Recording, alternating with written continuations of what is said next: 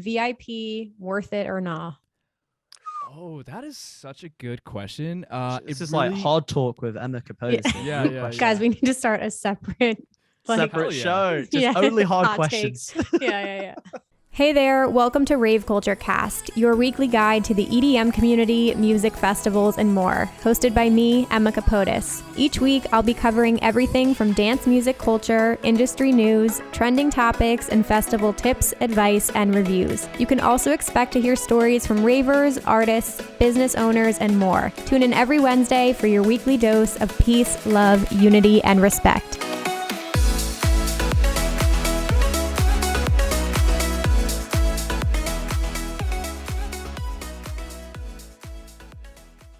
Hey guys, welcome back to Rave Culture Cast, your weekly guide to the EDM community, music festivals, and more.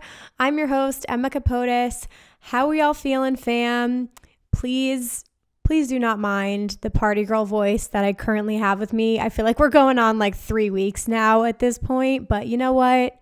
We had a lot of fun this weekend. We went out, and it was the best time ever, but I'll get into that in just a second. Before we dive into things, I wanted to share a quick message from today's sponsor, Rolita Couture.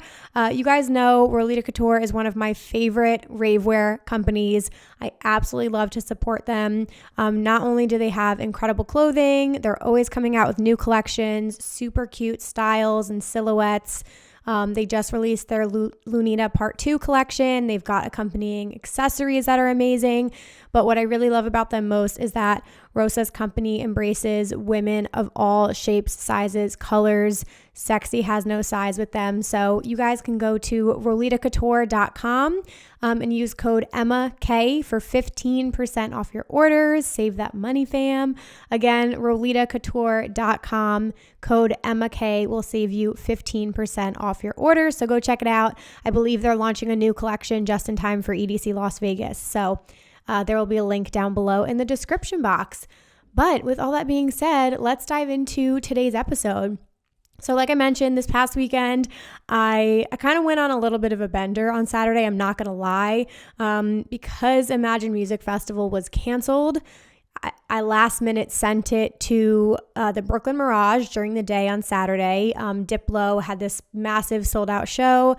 It was his Higher Ground label that he was doing, and it was all house music all day long, all night long. So we went to the brunch show, which was really, really fun. Very hot. Honestly, I don't think any of us were prepared for that. Like, it was probably 85 and sunny, but just like I was pouring sweat. It was unbearable. None of us could like stand out in the sun. So we kind of like hid in the back. We went to the food court. We kind of hung out a little bit. But the sets were amazing. However you feel about Diplo, his music now is incredible. I hadn't seen him probably since like 2016, I want to say. And that was like back when he was doing all different kinds of sounds, more trap. But yeah, his Higher Ground stuff, really, really good. So the set was amazing. And then we rallied. We went back to our friend Tom's apartment. We hung out. We got some Mexican food. We did some stretches. I did the foam roller. Like, you got to take care of your body now, and you got to prepare. And then after that, we went to Elsewhere in Brooklyn, which is my first time going there. I've always wanted to go. It's a really well-known dance music venue. They have an incredible rooftop space during the summertime, but it's like a multi-floored venue. There's different rooms, different shows going on. Loved it. I preferred the Elsewhere show over the Diplo show, but Walker and Royce was the main act that came on, and we saw at least 2 hours of them. I think we watched them from 1 a.m. and we left around like 3-ish, but they were still playing, and I believe it was open till 4. So honestly, one of the best sets I've ever seen, period, hands down, like ever. It was so incredible. I love that type of music, like tech house and just like Walker and Royce in general. Haven't seen them in a long time. It was amazing. We had the best time ever. The vibes were so good at Elsewhere compared to the Mirage. Like, I feel like the Mirage crowd was a little eclectic. But Elsewhere, like, the vibes were amazing and people were shuffling and dancing. We had a great fucking time. So I'm still a little tired. My voice is still recovering, but it was an amazing weekend. So here we are now. Before we jump into our guests today, because we have a long episode, but it was such an incredible conversation. So I hope you guys stick around till the end. But two quick things, two announcements. Number one, I need submissions for an upcoming episode. I'm going to do a massive Q&A for EDC Las Vegas. Because we're about a month out. Actually, by the time this comes out, we are a month out of the festival, which is so fucking crazy. I'm so excited. So I want to do a massive Q&A for you guys to address any questions, concerns, like anything you want to know about the festival. Please feel free to email raveculturecast@gmail.com. You can send a voice memo if you want to send like a nice, short, quick question over a voice memo. Attach that. Or you can, DM at raveculturecast. Any way you want to submit your questions for that. And then this upcoming weekend, we have Lost Lands, which is so exciting. So I will personally not be attending, but my girl, BB Howell, BB is our video editor. She is our social media manager here. She is going to be holding it down at her first Lost Lands. So the meetup is Saturday at 4 p.m. by the Asteroid. I have graphics posted on the Rave Culture Cast Instagram, so definitely check that out. But this is going to be hosted in collaboration with the Lunchbox fam. So very excited about that. Don't forget, Lost Lands this Saturday, 4 p.m. by the Asteroid. Come say hi, take a picture, hang out, meet some of the fam. So yeah, I hope you guys have an incredible weekend over there. All right, with all that being said, let's dive into my artist highlight for the week. So this week I wanted to pick an artist that I've been loving a lot lately, and they go by Black V-Neck. This was one of those things that I think they're on the EDC Las Vegas lineup, or they're on some lineup coming up, and I was like, I don't know who Black V-Neck is, and then went straight to Spotify, listened, and was like, I've been sleeping on these guys.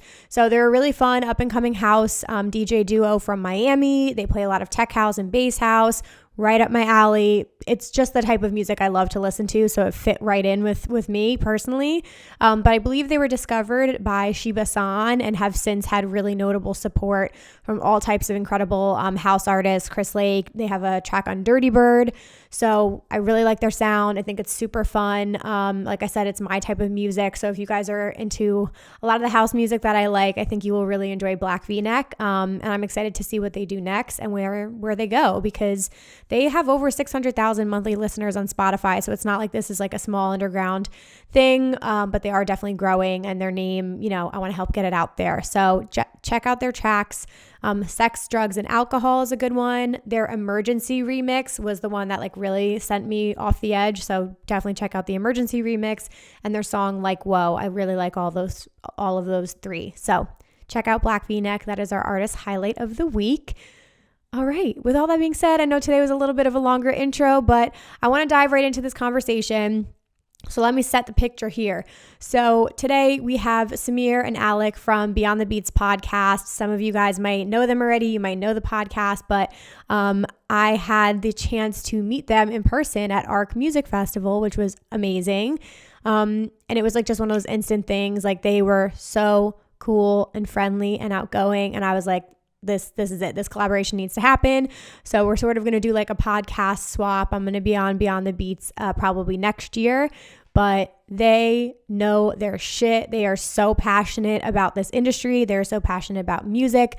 I love surrounding myself by those types of people, and you guys are going to love this. I'm just telling you, we talk about so many different things, and then we do a little segment at the end, so definitely stick around for it, called Hot Takes, and we just pop off a little bit. So I hope you guys enjoy it. Please go show them support, subscribe to the podcast. Again, Beyond the Beats podcast, check it out. And yeah, join me in welcoming Alec and Samir to the podcast. Samir and Alec are here from Beyond the Beats, so welcome. I love the rolling intros. We just roll into the conversation. Exactly. And I just want to say that we're really like honored to be here on this podcast with you. Everything that you're doing in the festival scene is super, super inspiring to people who want to create content for this beautiful scene that we're all a part of, and to be on your platform with you just is really an honor. Like this kind of feels like a milestone for Alec and I. So we're happy to represent Beyond the Beats and the team, and we're super amped up to just chop it up on all things EDM. I really quickly want to say I apologize for my background mess. My parents just moved homes, and I'm visiting from California in New Jersey, helping them out, put stuff away. I tried to clean up as much as I could, but there's some heavy stuff back there. So you did a pretty good job. You did a pretty good job, man. I mean, you got all of the glaring things out of the way. I think that's the least we can ask for.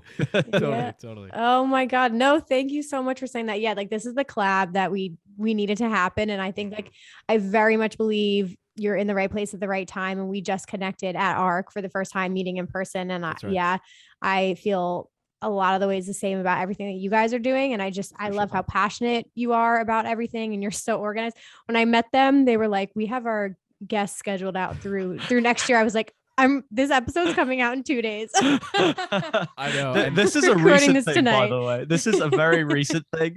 Like, ask us maybe when we first started off, and even a year ago, we weren't doing that. So this is a very recent thing. So I'm glad that we made the right first impression on it. We were like, all right, because we made a big push internally to just get things, kind of moving a bit more like clockwork, right? Yeah. Well, you guys know how hard it is to put out a podcast and get things together, and it's a lot of work. It's a lot of work that people don't realize, and you guys have been doing it for a while too. But yeah, before we dive into everything, because I'm just excited to talk music with you today and all things festivals. Let's do it. But yeah, tell us a little bit about yourselves first and foremost. You both are not from New Jersey, but you both have connections to New Jersey as well too, right? Deep connections. Alec, take it away, man, because I feel like your story is much more fascinating than mine, as I'm sure the listeners can gauge from the accent. So go for it, bro.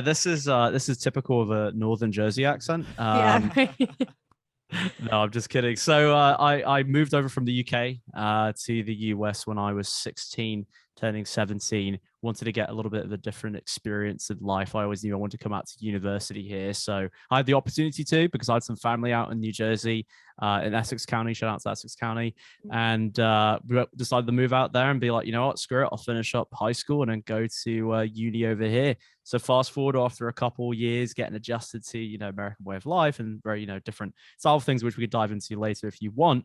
But I started going to Rutgers University, and that's where I ended up meeting Samir over there. We were the co-social chairs at one of our fraternities, and we found that in a university where there wasn't too much dance music going on, we really connected and hit off really well just by our like deep passion and like borderline obsession. So I always say with dance music and stuff. But it is a full blown. Yeah, I know. I'm talking to my therapist about it. Okay. I use a qualifying language to make me feel better. But so we met at Rutgers and we started like throwing parties together, and we really knew we could make a really good team when we came up with something called DKEDC, which is for our fraternity, was an EDC themed party. And I kid you not, we'll have to send you some videos after. Like, I think I still have the clip somewhere, Samir, where we spent like, what was it, 2-3 months decking out the entire like party room of our fraternity just to throw this like EDC theme party. Wow. That's awesome. We did like custom programmed LED installations, behind the DJ booth and on the ceiling, and like, I didn't know anything about this stuff, and like, we both worked on programming DMX lighting sequences. I'm sure some of the lighting people who listen to your podcast would be like, oh wow, they did that. Mostly him. I look pretty. He was the muscle. He's got bigger arms than I do, so he was screwing in shit more than I would. Oh, I'm sorry. Can we curse on this? Yeah, of course. Okay, yep. Yeah. Yes, Samir, come on. I'm so sorry. I don't know if we want to keep it. If we want to keep it PG, but yeah, No, I mean, good. honestly, meeting Alec at Rutgers was such a great moment in my life, because I have been into dance music since I was a child. You know what I mean? Like Daft Punk's Around the World back in '99, that truly changed the way that I viewed music. And then not only that, a lot of Indian music, because I'm of Indian descent, has these like programmed drums and synths already in these tracks. And I've been listening to these songs since I was in the womb. You know what I mean? So I've always been very privy to songs that were more computer generated rather than more organic instrumental bass. So when I got to Rutgers, I was like, where are the ravers? Where are the people that love EDM? And I found that in Alec, my best friend, my closest friend, my business partner. And we're doing it. We're doing the thing, man. We're doing it. So amazing. Okay. And what years was this happening? When were you guys in school? So this was you're making me think back now and do some very basic arithmetic. But we probably met in 2015 or 16. Yeah, okay. You got it. Yeah, that's when we were yeah, exactly. So and then we just he's a little bit older than I am, so he graduated before I did. That party I was telling about, that was actually my senior year, so he came back and helped do all of that. I was that guy that comes back to the old fraternity. I did that too. Oh, this place hasn't changed much. Yeah, exactly. I mean, mean, yeah, it was a hell of a night for sure. But then, really like onwards from that, I can't remember, Samir, like we started talking about it, and I remember we actually recorded some like podcasts in person together after I graduated, and I was like, we've got this obsession with dance music. We go to all these shows. We love talking about it. We like to DJ.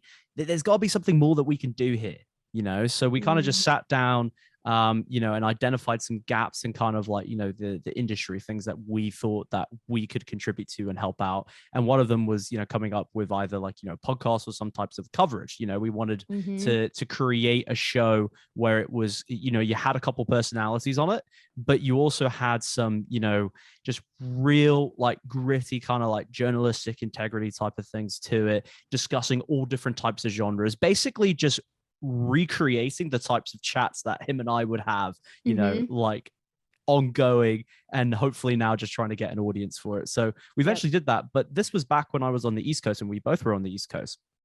And what's funny is that we just started recording like the first 5 episodes in person. Right. It was, we were all hyped somewhere. Up to somewhere in the archive. We'll have to release them sometime. A fucking blast. But what happened was I actually got a job offer out in California, out in the San Francisco Bay Area. So this happened just like right before we were ready to release it. We were all like pumped up about it. So then I had to move, and that really ushered in, I think, honestly, probably like the biggest challenge, I think, for the podcast to date was figuring out how we could do a weekly show, bi-coastally. Right. Before people were using Zoom all the time and all that stuff, right? Like this is obviously you have like, platforms that can help you out with it, but there weren't too many podcasts where you have like 2 guests. It's like every week you got to sit down and do it. But we managed to figure it out. We managed to do it. And lo and behold, after that, I somehow, I don't want to say I convinced, I can't take full credit, but Samir moved out to California, so at least in the same time zone. Yay. And here we are today. Absolutely. And, I want to quickly say, and Emma, I'm sure this goes for your platform as well. None of this happens overnight.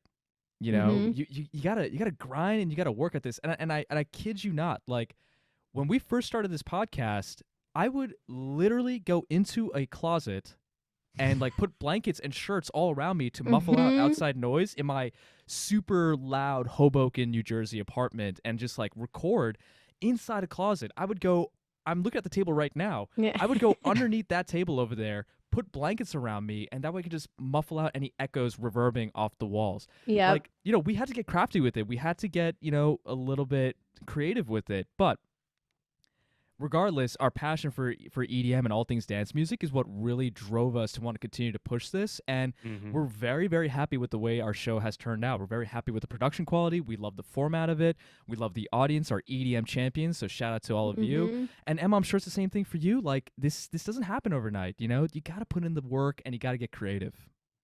Totally. Yeah. No, your production value is incredible. I love that you have like, I love the setup of it, and that you include the songs and everything like that. Like definitely I'm taking notes from that, but it is dedication, but you can tell, like you said, you were already having these conversations and you were super passionate about it. And then, there's a gap in the market, and why there are other people who want to hear this and are talking about the same things, and how can we best reach them? But I'm glad you guys stuck it out. And now, are you in the same area in California, or are you guys still a little separate? So my man is up there in San Francisco, the Bay Area.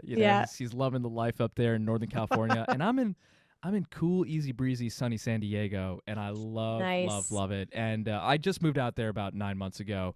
I'm currently recording this, like I said, in my parents' home in New Jersey. I'm just visiting them, helping them set up some stuff. But honestly, I don't even know how we did 2 years of being bi-coastal, because the scheduling conflicts were absolutely insane to deal with. But you work through it. When you work with your best friend about something that you're super passionate about, you'll get through the hurdles and you'll get through the challenges. Amazing. And you have this incredible podcast set up too. Like, and they came with the podcast voices already.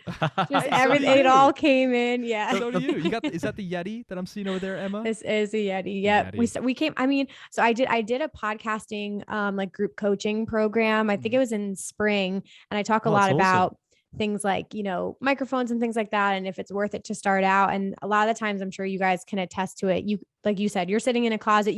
That's a real thing. You can put a blanket over your head, whatever you got to do to bring up the audio quality, but there's still like incredible Amazon microphones and things like that. But no, I had the idea to do a podcast and thought about it for a little while and came home and my fiance had this set up for me. So I was like, thank you. It was a gift. Oh, I love that. Yeah. The Yeti's supported the podcast. The Yeti's a fantastic microphone. I know Alec had it for a while, and then it was just summer of last year, we were just like, I don't know, let's just upgrade. So we did the thing. Now we have the same microphone. So invested. Yeah. You got to invest in it over time. And when you were first starting out compared to what you guys are doing now, like what's the growth been like of the podcast, both in the formatting and the actual content you're doing, and then like guests and topics you're covering? Alec, you want to take that one away? Yeah. So, I mean, it's first of all, it's been honestly, like, it's been nearly 3 years now. Right. And I think that we experienced growth like we weren't expecting whatsoever. It's the point where when you start getting inbound kind of like requests for coverage, right? And at first, we were kind of just starting to get started. Everything was kind of, we were reaching out to people, trying to get them onto the show, or just putting on a regular show. It started becoming like quite overwhelming, right? Because you're like, oh crap, like I wasn't really like thinking about this. This was just for a laugh, like, JK, but then you have to get serious about it, right? And I think, about a year or so in, maybe a little bit before, when we started getting some, bigger names requesting to come onto the show through agencies and such, we really decided to make this more like a true organization, right? So we're keeping kind of like that, but more like a startup, right? Like not stiffy or anything like that, or like, you've got to keep it lighthearted and fun and true and authentic to how we started it. But you can take some of the organizational qualities and process elements that you see in other larger organizations. So once that started happening about, I'd say 7 months to 12 months in, that's when we really started seeing growth in terms of the people that were following us. We hit, listeners in every single continent. We really, while the US is our top one, we've got Germany right behind it, Mexico, all these other countries. I'm sure, Emma, you're the same thing. But once that starts to happen and you almost start cultivating this global community, that's when really good things happen in terms of the guests starting to come on. And also the way that you're able to interact and connect with people in the scene. And I think when we started seeing that opportunity to reach out and talk to people, whether it's through email or FaceTime for people around the globe, or different experiences, different genres of music, that's when we were really able to tweak the formatting of our show to deliver something where there's a little bit of something there for everyone.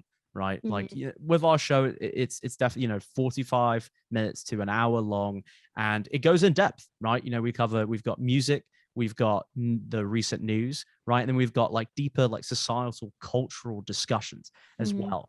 So you definitely have to be into dance music in order to get into the show. But we quickly identified that once you can hook people in, whether it's with like a song that they really like and they just want to hear your like hot take on, to then migrating them into more of like an important discussion about, representation in the music industry and these deeper conversations, that's what really creates such an awesome community that we do now call our EDM champions, because the people that listen to us, and the way we like to see it, you're championing the true spirit of dance music. And that doesn't mean just talking about the latest music and wanting to go headbang or go shuffle, but you actually want to partake in creating a global community that is achieving something bigger than just an individual person. And that's how we feel when we see the growth of our podcast, is that hopefully we're contributing not only to the societal dialogues that are going on within the industry, but we're also giving people a feeling that they're part of something bigger than themselves.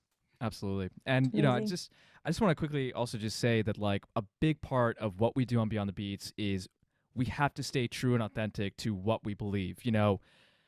I believe that sometimes, there's a lot of like, oh, everything's so great in EDM. And yeah, for the most part, everything is super dope in EDM. But if something is shit, then we got to call it out. You know what I mean? And we're not afraid to get up on these microphones and be like, I didn't like that. I didn't like that song. I thought that could have been better. Like we are not afraid to tell it, or at least say what we really feel, because that is what our audiences come to expect from us, is that we're going to give it to them straight in terms of how we're truly feeling and not try to like sugarcoat things, if that makes sense. Yeah. And also taking it beyond just like, because I think we've fallen into, and this is not just the music industry or when Totally. people criticizing music, it's across all different sectors and areas of life where people have kind of developed this Twitter mentality to things. So if they don't like something, they're almost, what they're verbally saying is like 30 characters. Oh, Right. you're shit. Or like, oh, you don't know how to write songs, bro. Like, Yeah. no, that's not the type of feedback that we're giving. Like, Yeah. look, we may use some hyperbole just because it's content, right? Right. Like Samir, you called Imam Beck's new song "Booty" or "Buns" or whatever it was. Okay? It was But it booty. just right, exactly. And so there's a bit of the Twitter mentality, which is honestly the good part. Kind of the hook gets people engaged. It's funny, right? It's light. But then we start dissecting it. Like, what was it about the song that we didn't like? Could we see the creative direction that they were going in? So a very much big part of the show as well is kind of going against that kind of 30 character, just let's flame somebody type of culture to like, it's okay to criticize, but let's do it constructively in a way that will, hopefully better that artist's perspective on their music and their sound making process, but also make people have just more perspective and more of like an open mind to things, right? Yep. Starting a conversation rather than just bullying for the sake of it or criticizing for the sake of it. Yeah.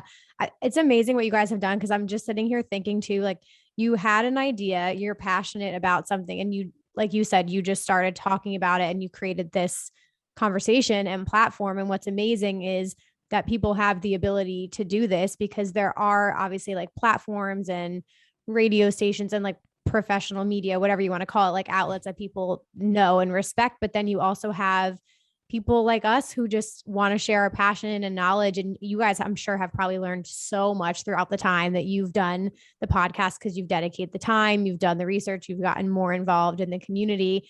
But it's amazing. Like I don't know if you guys ever pause and take a second to think about like the impact and the people you've worked with at this point and how many people you're reaching. But I think it's absolutely incredible. I know it's probably an out of body experience, but yeah, once in a while, because like I'm very much a kind of like go sort of person. I think maybe people are starting to pick up on that I like to like really just get into things, And what I love about working with Alec is that he'll have me just like slow down. Like he'll grab my shirt collar and just like slow me down a little bit and just be like, dude, let's just take a second to realize like what we're doing right now, like who we just talked to, who we just interviewed, and not only that, what sort of value we're providing to the EDM champions all over the world. And that's what I love about working with him. And Emma, I'm sure it's been the same for you. Like, like for us, we take a break during like the Christmas and New Year's holidays. And in that time, I'm like, wow, like I cannot believe how much we just accomplished in the year. And I'm sure it's very similar for you as well.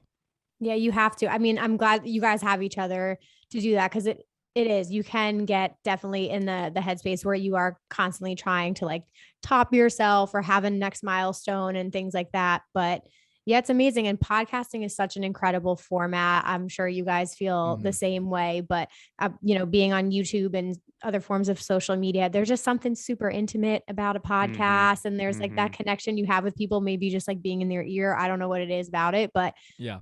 You picked such a good format to be in. And I'm sure even too, like the people you're talking to and the artists and stuff like that. I mean, I know podcasts are obviously huge now, but even in this space, I don't know how many there are. Like you see people like Will Clark who starts a podcast, which is awesome. Oh yeah. But I don't know if he does it all. First of all, yeah, he does.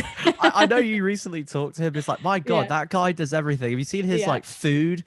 Is it his food channel? As he talks about, I'm like, my God, what else is this guy gonna do? He's gonna be an electrician next. To be like, then it's gonna be like theoretical physics. I don't know. Like... It's so smart though because he's like branching out and doing all these different things and connecting with his audiences in different ways. But no, it's great. We need more coverage and content happening in this community. And I had saved this for the end, but I'm gonna ask now.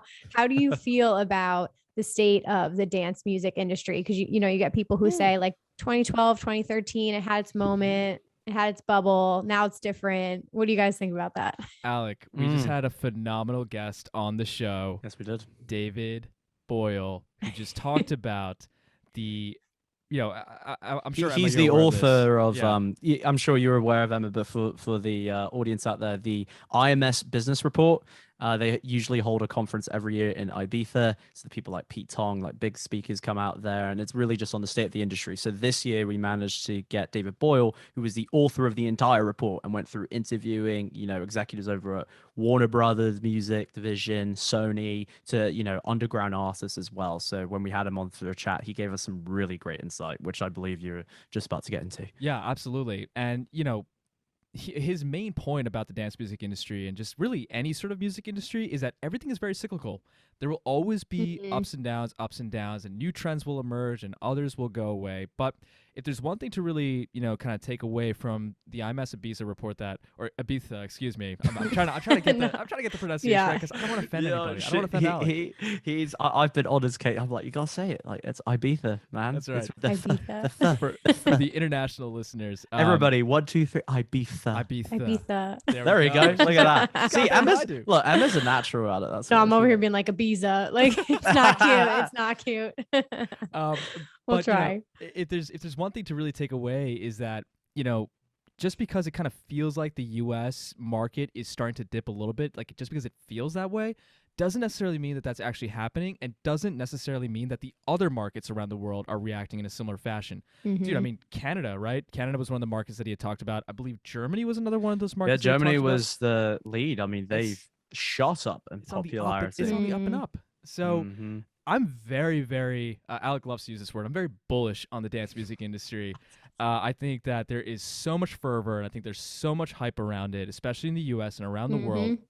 And again, it's very easy to kind of just think about like what's happening in the US, but Asia is exploding in terms of dance music interest. And I think it's very easy to forget that. South America, same way, and Africa is quickly picking up as well. So it's crazy. And what's great about that is that as more people get into this industry, as more artists kind of come out of these different geographical locations, we're going to see those sounds melt with the sounds that we have here in the US. And the hybridization of these cultural sounds and the hybridization of genres, especially, I mean, between pop and EDM connecting and coming together like what we've seen, this scene is not going anywhere, and it's always going to have something fresh and new for people to check out. And we're very excited about that. It's really neat, and to kind of go back to what you were saying there, Samir, with other markets coming ahead in terms of growth. So the factor that the metric that they're really looking at there is market share versus other forms of music. So most notably, it's going to be hip hop, right? It's kind of the one that they're really comparing it to. Oh yeah. So in Germany, what's interesting, and I can see it maybe starting to happen in the US, and I'd be very interested to see if it does. But in Germany, one of the reasons why they're accrediting this growth in market share of dance music is the acceptance of mainstream radio of, pop, EDM, or even just straight like tech house and house music being playable on the radio for the masses. So you've got big name songs, obviously like Medusa, just one of them, right? Like you've got all the Medusa tracks going out on the radio. And so we're seeing that at a higher rate in the German market, and maybe some other markets in Europe as well, than we are seeing in the US, right? So that's one thing I thought that was very interesting. But even though we've seen a dip in the US, there's a lot of signals that actually we're going to see a little bit more of resurgence, like the 2012 to 2014 kind of golden era, that might be just viewed as more of being like a bubble, like more of an anomaly, right? Where it's coming out. But growth has been relatively consistent actually since then. It just hasn't been like a balloon effect. So if you just kind of get rid of some of those years, the growth has been gradual, but it's been steady. And one of the really interesting points that he brings up is that you're seeing a lot of kind of collaborations between tech and music now in a way that we weren't seeing before. Fortnite, Roblox, Marshmallow collaborating when they're throwing concerts, the buzzword of tech this year, the metaverse, right? How everyone's talking about it now, even Facebook is. So just having these concerts that are going on, virtually, is really kind of paving the way, I think, to just a new generation of people who may be just playing those video games for fun, the Gen Zs and even below when they come through, getting a much larger exposure to dance music in a more mainstream way than I think that we did when we were growing up or people before. So I think in terms of market share, I would expect probably in the next few years, 3 to 5 years, to see that really starting to come up on again.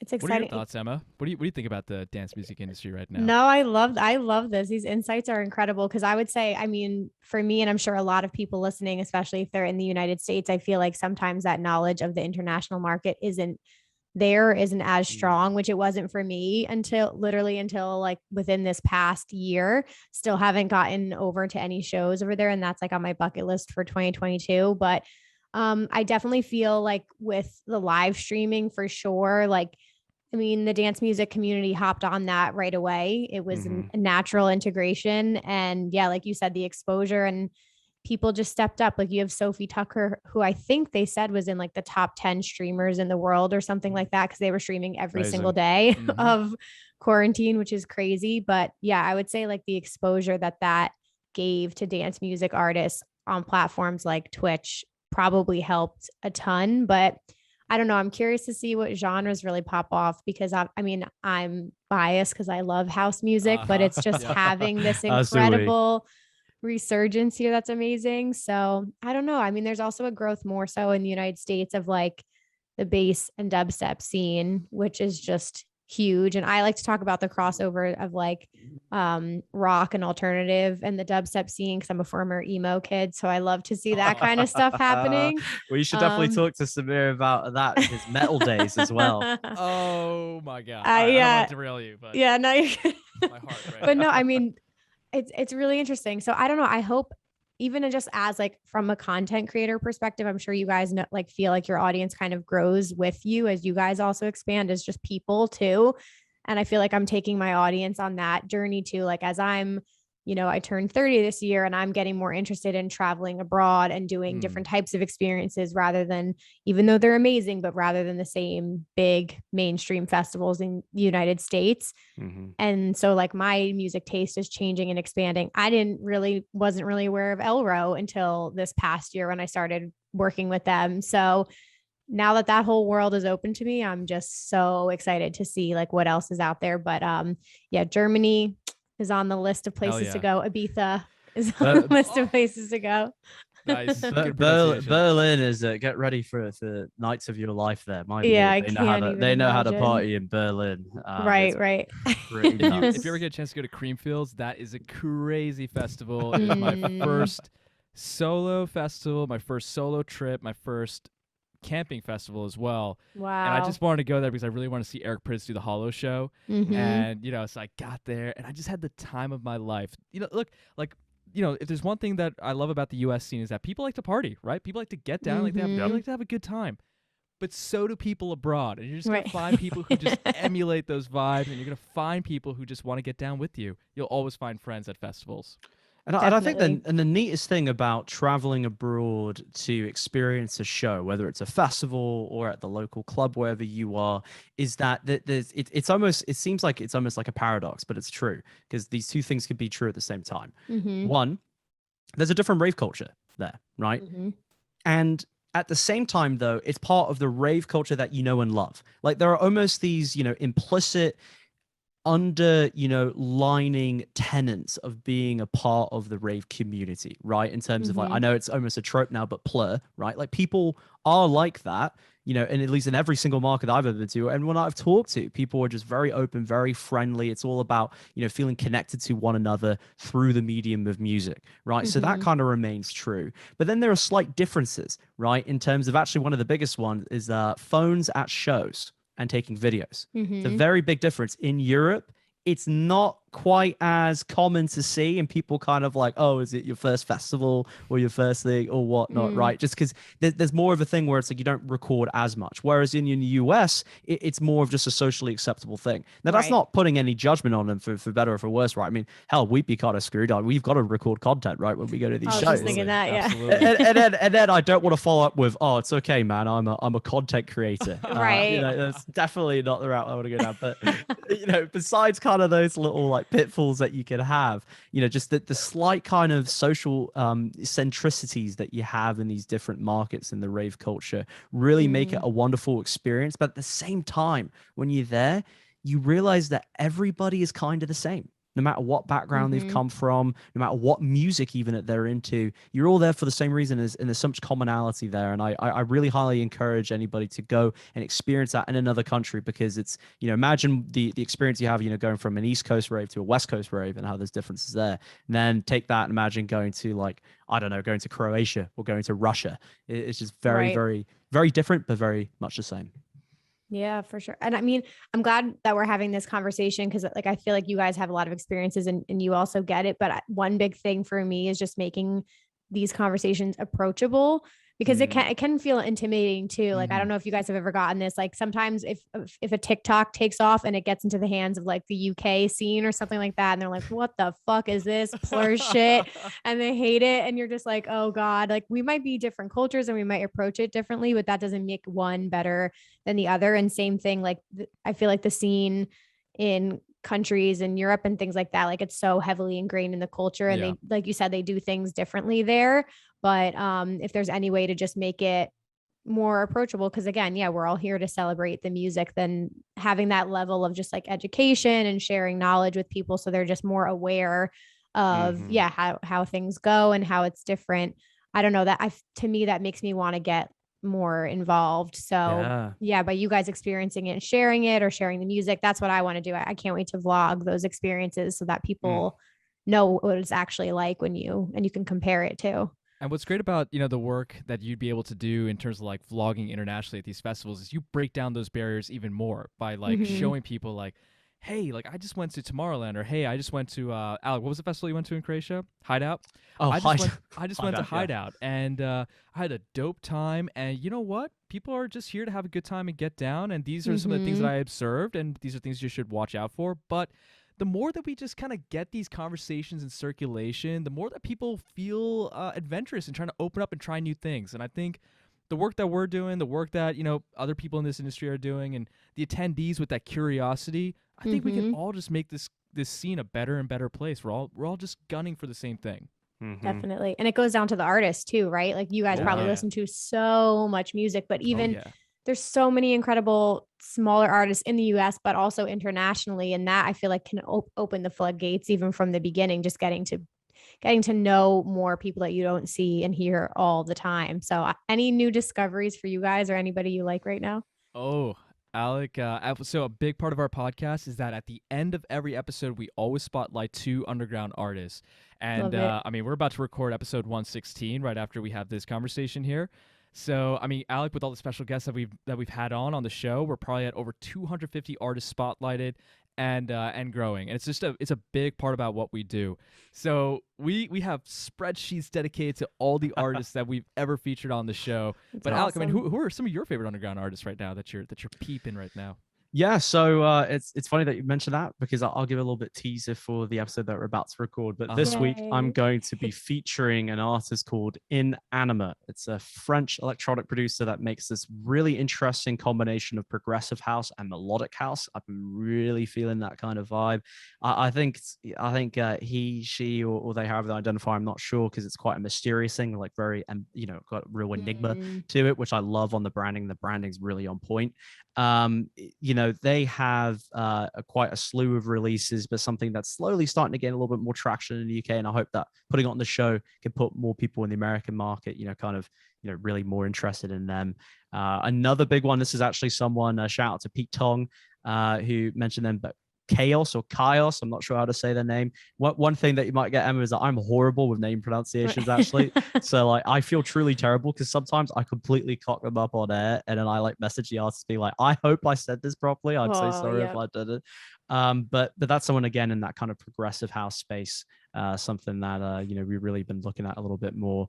And then in terms of some of the OGs, right, people that we featured on before, I have to give a massive shout out, because we were featuring his new song on the show this week, Scribe. My man Scribe. We talked to him. He was like our third, fourth like special guest, like or artist spotlight, we call them when an artist comes on for a dedicated episode.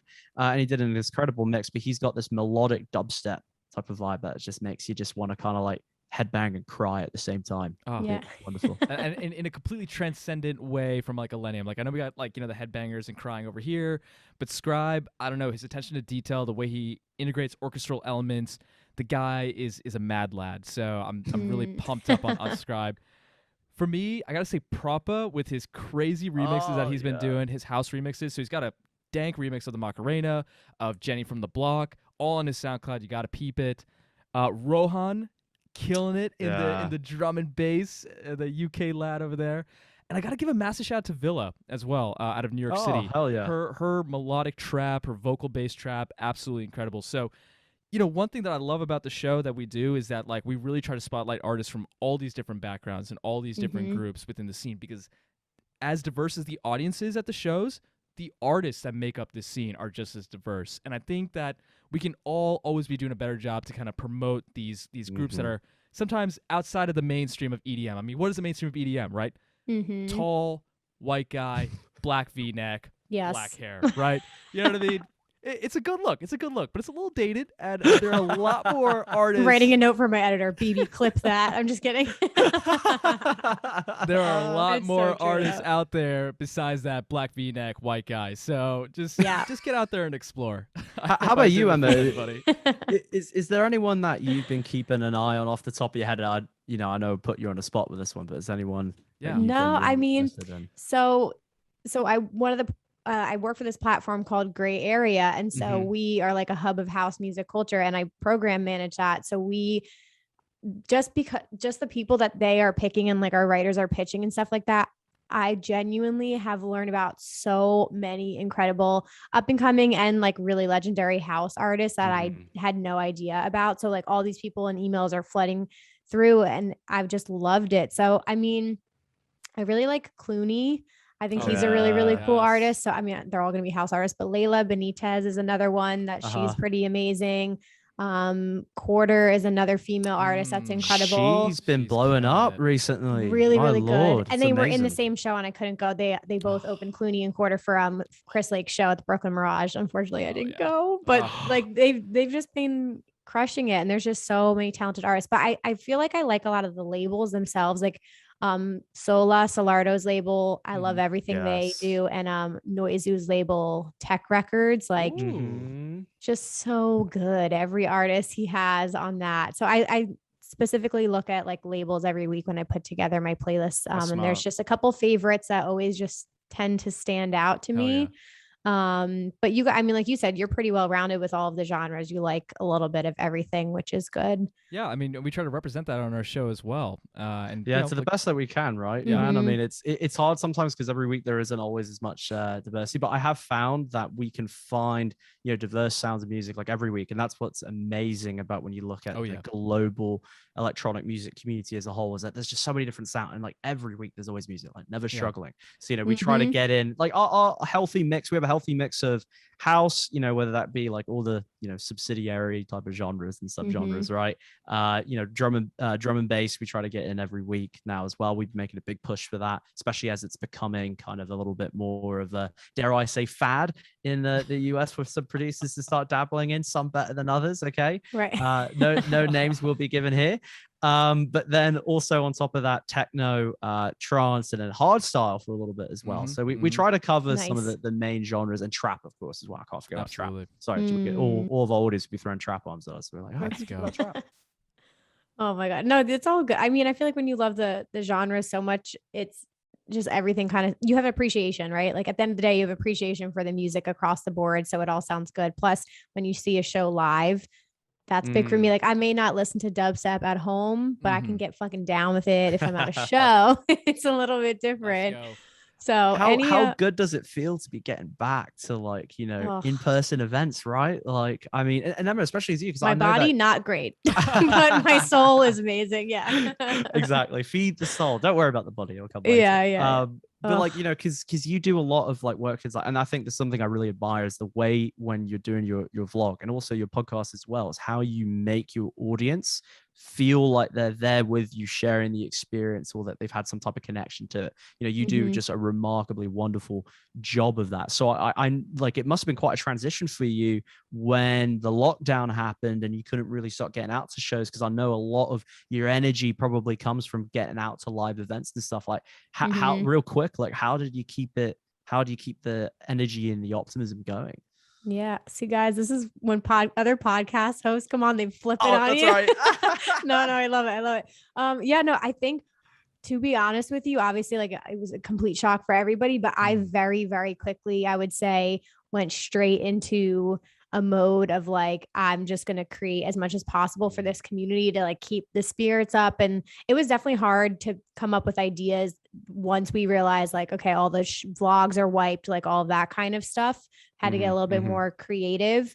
But no, that was just my thinking. I was like, just make, educational, informational videos, celebrate the community. And that's honestly probably when I started diving more into like actual research and looking into things and discovering more festivals. And of course, we couldn't travel and go anywhere and do anything about it just yet. But yeah, it was like just more like got in deeper, I would say, which is crazy without shows. But how about you guys? Because it is like you missed that part of it and you don't realize it until you go back to shows how much you missed it. Oh man, I would definitely say right before the lockdown hit, I mean, I was going to shows once a week, sometimes twice a week, because I was in New York City at the time. And Emma, you know how it is. I mean, the options are limitless in New York. So it was so much fun to be a part of that. But I will say that having the pandemic hit really allowed me to kind of take, pump the brakes a little bit and kind of slow down, which I definitely appreciated because,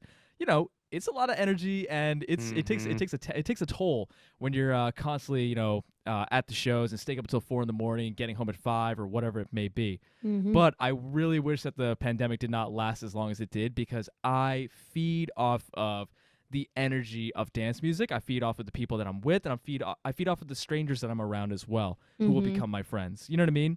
Yep. And look, I mean, it was tough. You know what I mean? Because Alec and I, we did this podcast weekly. We had just started the podcast like a year prior, and then in our second year, this pandemic hits, and we're just like, holy shit! Like, all this news is super negative and super, like not fun to listen to. And, I think Alec came to me and was just like, bro, we got to stop with all this COVID news all the time. Like we gotta find some other stuff to talk about. I'm like, all right, you're right. So, we reworked our show. We gave it more of a positive spin, and we really just kind of try to keep the spirits high, like you were doing with your vlogs during that time as well. Without a doubt. It was definitely tough, but I think actually it really gave us a chance to further tweak some of the formatting and really build our pipeline of things that we wanted to do with the show. Oh yeah. Right? And all the plans that we've got coming up for 2022, the decision to start doing the scheduling, like, further out in time like that, it kind of just allowed us to sit down and just really reflect on how the show was going, the value that we're providing, and really see, how much further we can really push it.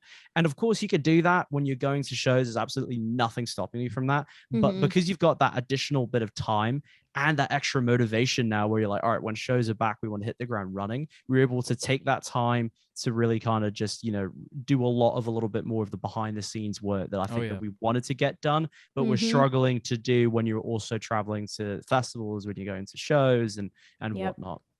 Yeah, it gave everybody that time, even just like I'm sure in your personal lives too, outside of the podcast, like that slowing down, it lets you discover some other things. I'm sure like get up, priorities and all of that. It just definitely helped you reset and get to like a good place. So yeah, so that you were prepared for when all of this came back and everything. And yeah, I mean, I'm glad we're almost like knock on wood on the other side of it. Events are coming back. Yeah. They're trying to figure out how to adapt to this situation and still be able to happen. And I'm, very hopeful for the industry and the community, and hopefully they can continue to like pull things off here and not have any serious issues, especially at music festivals and stuff like that. But coming up in the rest of the year here, next couple of months, what shows you guys have left? Oh man. All right. We got so much coming up. Yeah.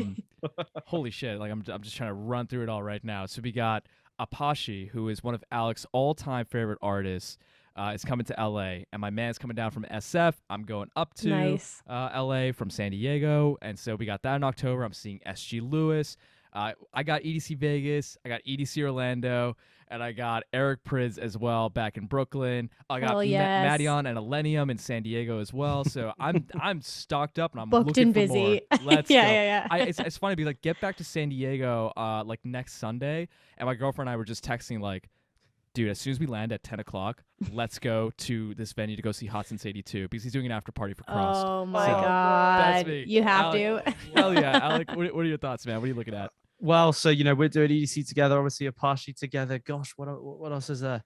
There's the problem is that I'd like a shout out to EDM Train. Absolutely love that app. I was a big fan What of up, them before we Anthony? had them on the show. What up, Anthony?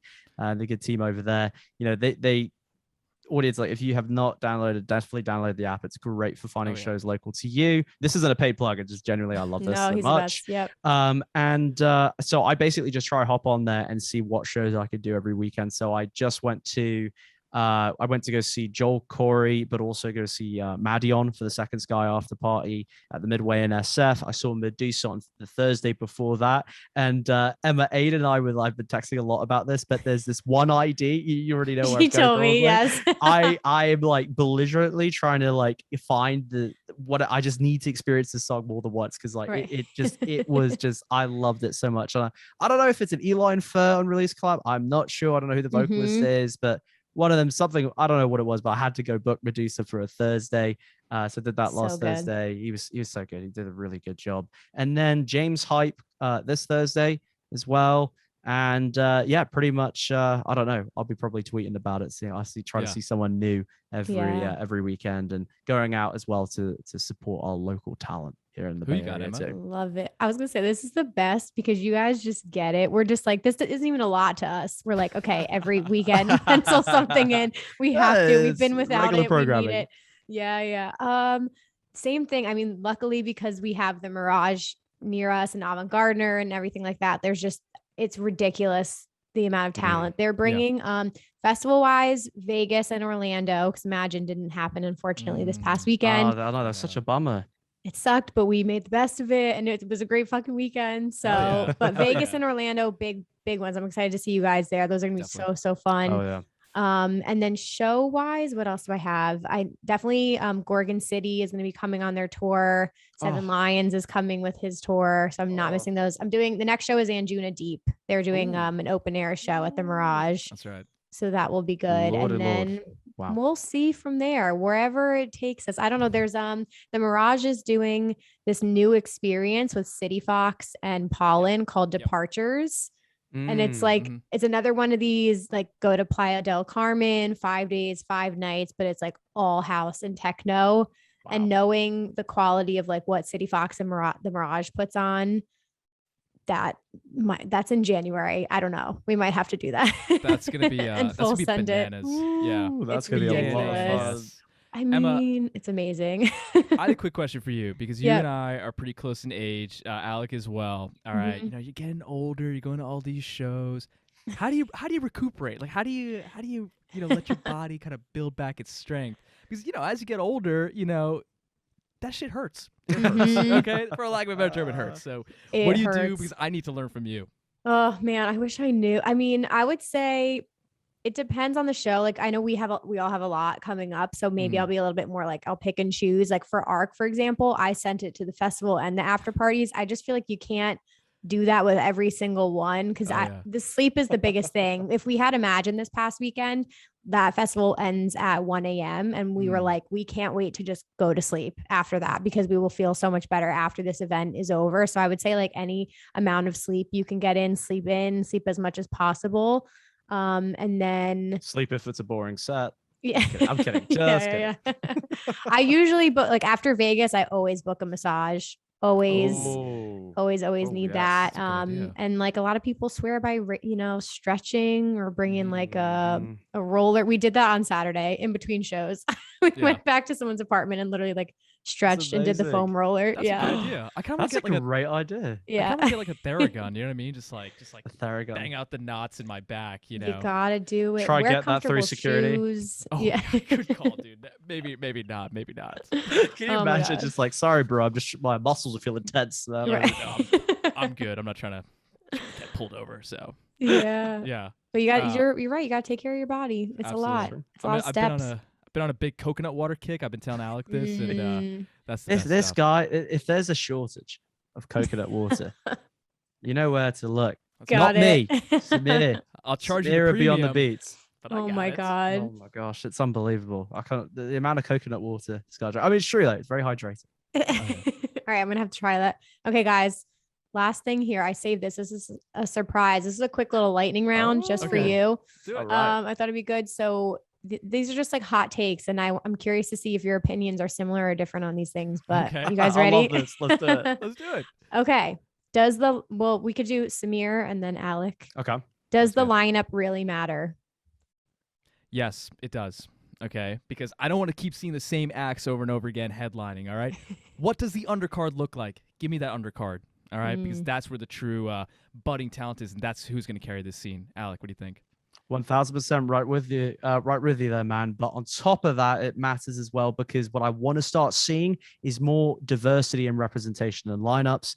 Shout out to an artist that we're watching, Oak, for posting for some feedback. His his inclusion rider for contracts that he was doing for shows, and I want to see more artists doing that. So the lineup does matter, not just for the taste and diversity in terms of sound, but diversity in terms of people.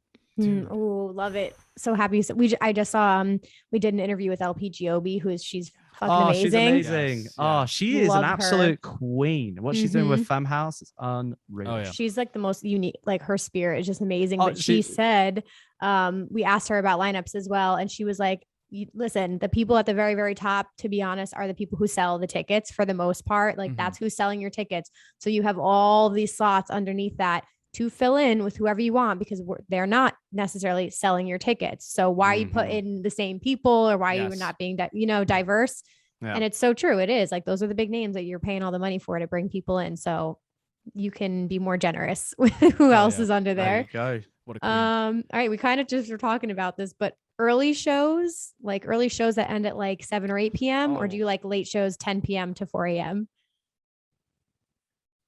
I'm going to go with late shows. You know what? Yeah, sure. I'll be hurting more in the morning and I may have to work the next day, but it's worth it because I'll say this. The late night shows, that's when the shoes come off and the freaks come out, okay? The people during these late shows, they get down. And they get down during the day as well, but there's something about being in the all-encompassing nighttime that gets people elevated to that next level. That's my opinion. Again, 1000% agree with you, man. We're on the same wavelength there. There's just something about going out to a late night show, whether it's outdoors or especially one of my favorites is like in warehouses and clubs. There's something about that energy which you can somewhat recreate when you're doing a daytime show and an early show, but it's hard to. There's something about that energy there. And there's something about going to those shows in those clubs and those warehouses that really makes me feel connected with more of the roots of dance music, right? So there's just something in there that I just love and I can't get enough of. Like we talked about that as well on a recent episode. And yeah, I can't get enough of my club nights. So I'm going to stay late. Depends. Like is 3 or 4 a.m. in the early category or the late category? Fair enough. True. I agree with you guys. We did the it was Diplo's Higher Ground show on Saturday and they added the brunch because the night time was sold out. And similar, it was so hot during the day and it very much felt like a warm up. Like you could tell people were just kind of hanging. No one was like going crazy just yet. They were like holding that for later in the day. So I totally agree. All right. DJs talking during their sets. I want to give so many hot takes right now. Like I'm trying to contain myself. Pop off. Put down the fucking microphone. Okay, Hey, just put down the fucking microphone. There's people I really just want to like call out right now, but I'm trying to contain it a little bit. I'm trying to keep it cool. Look, I get it. Once in a while, like, especially if you're on the main stage, it's a show, and you want to get people amped up, and if you're doing like the, everybody jump, that's cool. Like, once in a while. But look. That should be it. 3 or 4 times max during the set. Otherwise, just take the microphone away from them. The stage manager should be taking it away from people. Alec, what are your thoughts? The only people who should be talking are the drum and bass MCs. Those are the only people that should be talking on the mic during a set. Yes. It's like, as you said, man, like you could throw in, maybe sprinkle in there a little bit of talking on the mic, like 1, 2, 3, whatever. That's right. But on the whole, let the music speak for itself. And that's something that I think that house and techno gets right a lot of the times is that most people aren't speaking too much. But then when you start getting into some of the trap and the bass music, I'm sorry, bass heads, unfortunately, your artists are chatting a little bit too much on the mic for my liking. So yeah, I'm not as big a fan. It's like a Samir's goddamn about to TED throw his Talk up there. microphone. It's a TED Yeah. Talk. It's a TED Talk. I don't need to hear your story. Just put down the microphone. Yep. All right. The occasional break is okay, right? Like if it's a live show that means a lot to them, like I know Porter does that, Zoo does that as well. That's fine. But like if you're just constantly on before every drop trying to like hype people up, then no, Too much. just stop, or include it in the original song and let the song play, and then it makes sense. Right. Yeah. I think somebody told me, I will not believe this until I see it on video, but I think Seven Lions played it was an Ubby Dubby after party, and I think Disco Donnie was like, I will donate $100 to your favorite charity for every word you speak. Yeah. And at the very end, he like finally said something, because Jeff like never speaks ever. Yeah, he never and speaks. he finally got him to talk, so that there's a way to do it. Okay. Yeah. His hair does all the talking though too. It's that Don't luscious, get me started. amazing hair and the music combined together. He doesn't need It's to all use we words. need. That's Well, it's all we need. Okay. New Skrillex or old? Oh, No. I'm sorry, Emma. I'm gonna have to actually cut it right down the middle, because both of these eras are just so absolutely incredible. But look, I will say, if you are really making me make a decision, the new Skrillex stuff is absolutely incredible. The guy changed the way that Americans view dubstep. There's no question about it. But his old stuff, the way that he combines all these, out of world sounds from just outside of the mainstream US culture and just brings in sounds from all over the world is truly, truly inspiring. And the people that he works with, I mean, these are names that you've never heard of before, but because of Skrillex, he brings their talent and he brings it to the center stage. So what he's doing currently, as compared to his old stuff, which is great, but what he's doing currently is absolutely amazing. Alec. And it's almost hard to say, isn't it, man? Because we haven't seen the album yet, or we haven't seen what he's really working on, right? So like, but I'm gonna agree with you. If I had to choose, I'd lean towards what he's more doing currently. Yeah. And the way in which I think he's expanding his Skrillex brand, right? Like he's done a lot of, he's revitalized Dog Blood, right? Which is amazing. Absolutely love him and Boys Noise when they come together. And all the new stuff they're doing there too. But what he's doing with the Skrillex brand, I think, and the sound, I think is very, very interesting. And I really like how he's stepping a little bit further away from just the bro steppy type of thing that made him big. And now he's starting to incorporate all of his other just, crazy musical influences and talent. So I'm going to say current. Love it. Okay. Multi-genre or single genre festivals? Multi. No question. I need the variety. I love hopping from stage to stage. Like how people joke about like, oh, this is the guy who's always gonna get lost and like we'll never see him for the rest of the night. That's me. Yeah. I am the guy who gets lost. I'm Alice in Wonderland, and I just go from stage to stage, and just I love hearing new sounds, and it's just super inspiring to hear what other artists are doing at one stage as compared to another stage. So I love multi-genre. Multi-genre for me too. However, I will put a slight caveat on that, is I thought Arc did a very good job, and I thought Cross did a very good job too.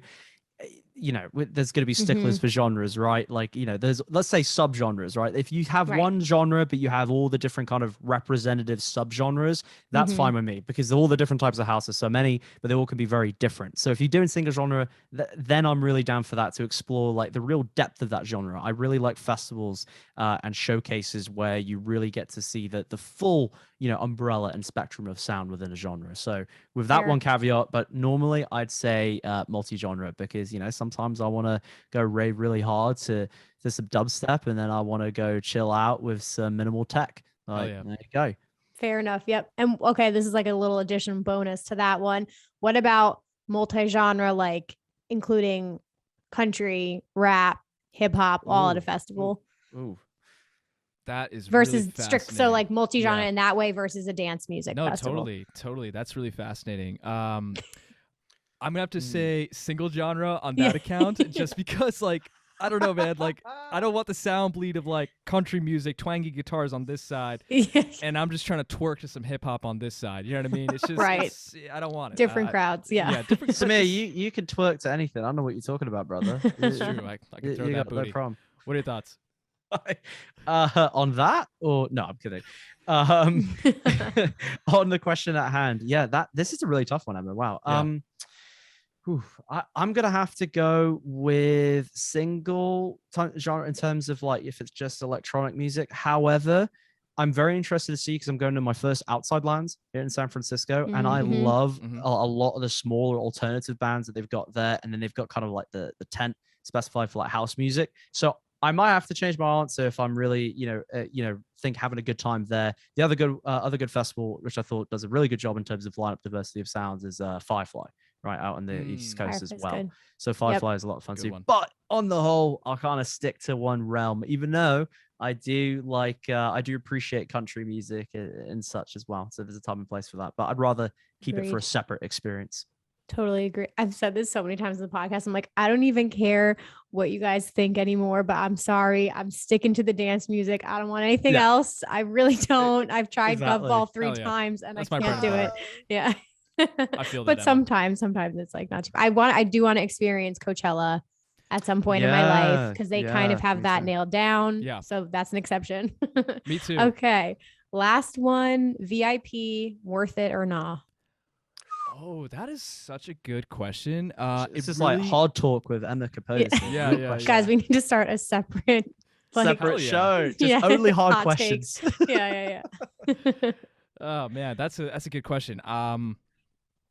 It really, honestly, for the most part, GA is where it's at, but let me take a step back. It's really about, can you afford this? You know what I mean? Because VIP Right. is a lot more Yeah. expensive, and if it's out of your budget, it's out of your budget. But if you can really comfortably afford both, then I'd say just stick with GA because the VIP perks are nice, but I don't know if it's worth like the double or triple the price that they price the VIP at as Mhm. compared to GA. And obviously some festivals are different. I actually heard ARC's VIP was really nice from what I've read Mhm. online. Yeah. But regardless, I always think that GA is the default way to go. And look, a lot of festivals will allow you to upgrade like one day to VIP. So if you want to get a little taste of that high life, upgrade for a day. Alec, what are your thoughts? I think this is kind of a bit cheating here, but first time going to a particular show, GA is the way to go, hands down. You have to Nice. get that raw kind of like, every common person experience of a festival. And then if you're considering VIP, maybe if you're returning for another year, then maybe try out the VIP. But I would say by default, if it's your first time going, go with GA. 100%. All the way for the first time, and then maybe VIP. But on the whole, yes, I will generally go GA, even if I'm maybe a little bit more inclined to relax a little bit more. There's just something about being in the energy of the general admission crowd and really, at the forefront of the stages. That's And nice. Emma, you saw, I mean, we hang in the back of the crowd, so I know Yeah. that people get to like VIP to like get space from people, but like we're always in the back of the crowd, straight up vibing and getting down. And I feel like we got plenty of space around us. So just the bathroom situation sometimes, man. Like some of the VIP ones, Totally right? Like they fucked, do yeah. a better job with. Yeah, that's the bathrooms. biggest Yeah, caveat there. 100%. No, I agree with you guys. Yeah, I just did like a little video on this on TikTok, and I think I would agree with you. Same thing. First year, definitely GA, and then for the most part GA, but it just depends on the festival and at your budget. I would say, like, if you're a little bit of an older raver, you've got the money to spend, you want the space, the cleanliness, the faster entry, I feel like it could definitely be worth it if it's in your budget. But I totally agree with you returning to a festival, because we did EDC Las Vegas 4 times, and the 5th year we finally did VIP because we literally won VIP tickets. Oh, and it was like, amazing. Wow. it was an amazing experience because we had done 4 years of GA, and to actually Right. finally do that with VIP. And then at that festival in particular, so worth it, because what they give you with your VIP ticket is ridiculous. So if it's a massive festival and they have like crazy amenities and like really cool viewing platforms and all this shit, it probably is worth your money at that point. Yeah. 100%. 1000%. But it depends. But oh my gosh, I took up enough of your time, you guys. Thank you so much for coming on. This was so much fun. This was such a pleasure. And you kind of talked about this a little bit, earlier in this conversation, but I think just talking to like another podcaster, about something that we're all passionate about has just been so much fun. So Emma, thank you from the bottom of our hearts for having us on your platform, and we can't wait to have you on Beyond the Beats sometime soon. We're gonna get that going as well. And thank you to your listeners of Rave Culturecast for tuning in and just hearing us chop it all up.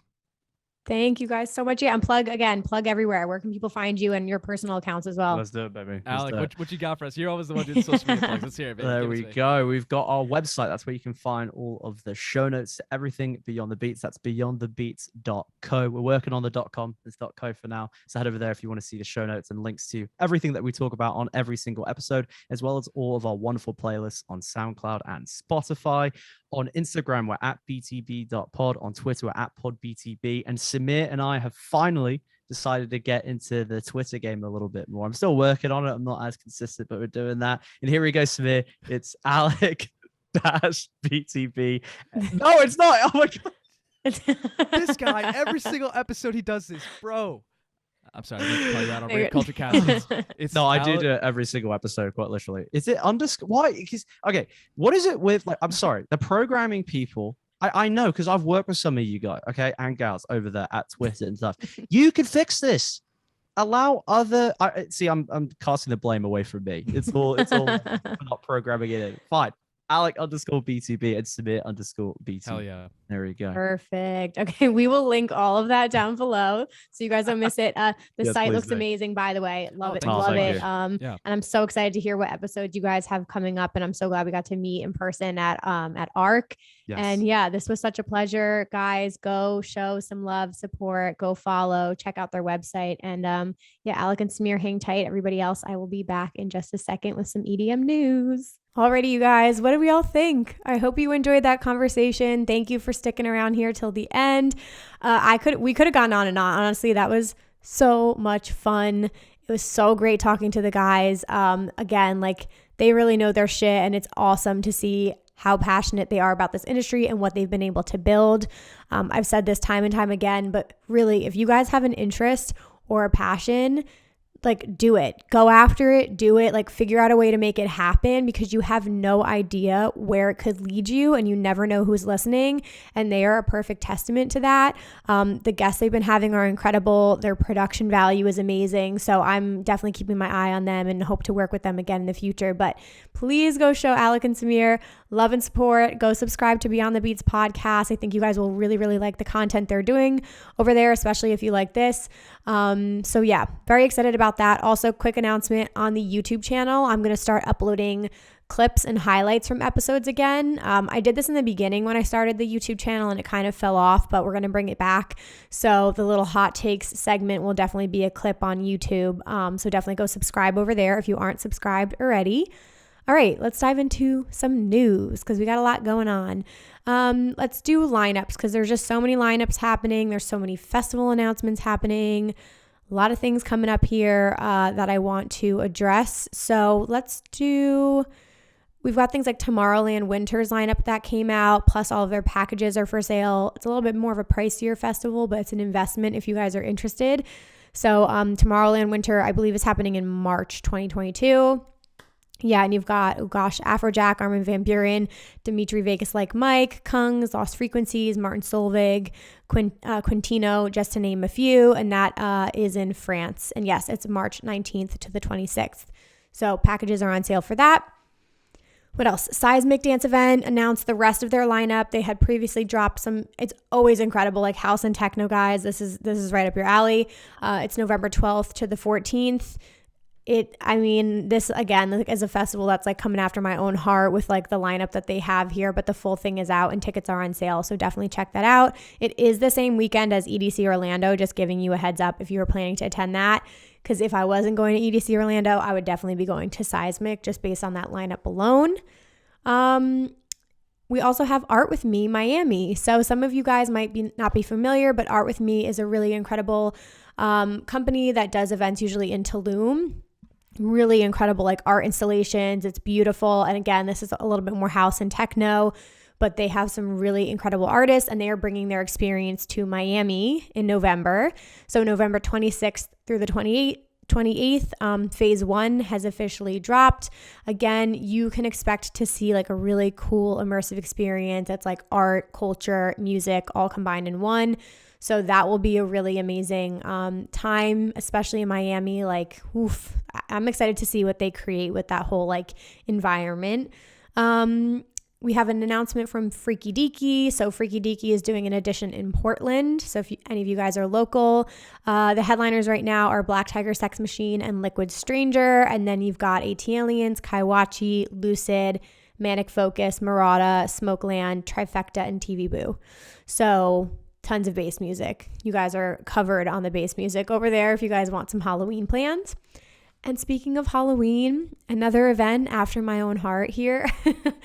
I can't add any more travel plans. I literally looked at this lineup and I was like, you cannot go anywhere else. Plus, this is the weekend after EDC Las Vegas. But Halloween weekend, if you are in Miami, you need to go to Space because they're having a whole Halloween weekend called Hocus Pocus, and it's ridiculous. 3 days of music, mischief, and more.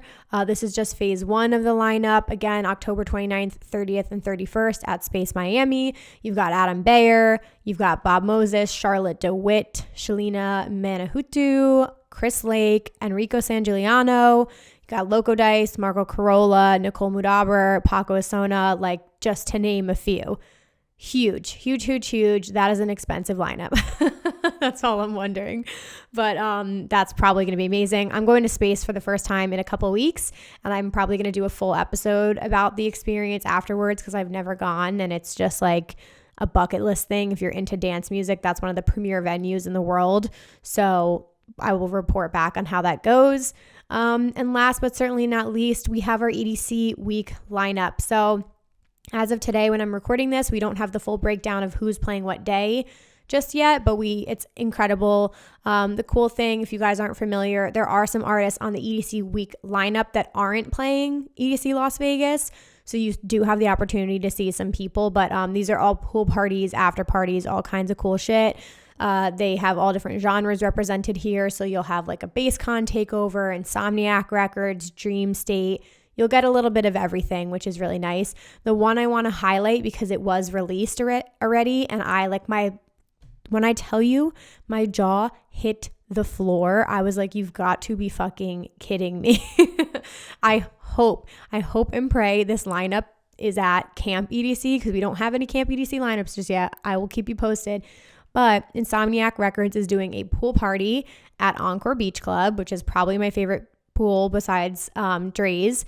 And this one is on Thursday, October 21st. So sadly, we're only going to be on the Strip on Wednesday, so we're not going to be able to make this. But you've got John Summit, you've got Noizu, you've got LP Giobbi back-to-back Born Dirty, you've got Matroda, West End, and Honey Love. I would be there the entire day. I wouldn't even budge from that stage. Like, that is absolutely fucking incredible. All house artists, all amazing. So definitely don't miss that.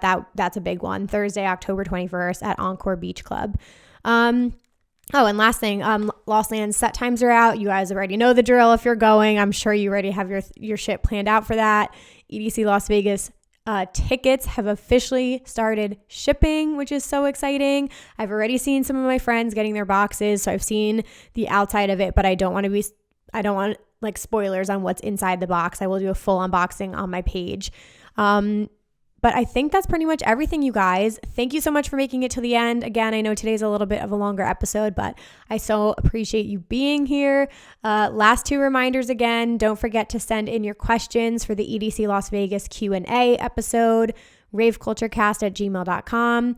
And the Lost Lands meetup will be this Saturday, 4 p.m. by the Asteroid, and we are hosting that with the Lunchbox fam. So can't wait to see the family picture there, you guys. I hope you have an amazing time. And I think that's pretty much everything. One quick reminder, if you guys are enjoying the podcast, it means the world to me if you could share this on your Instagram stories and tag @raveculturecast. Just spread the word, tell a friend today, write a review, or just check us out on Facebook, Instagram, Twitter, Discord. All the links will be down below in the description box. But thank you guys for spending your day with me today. I hope you have an incredible week, and I will be back next Wednesday with a new episode. Bye, guys.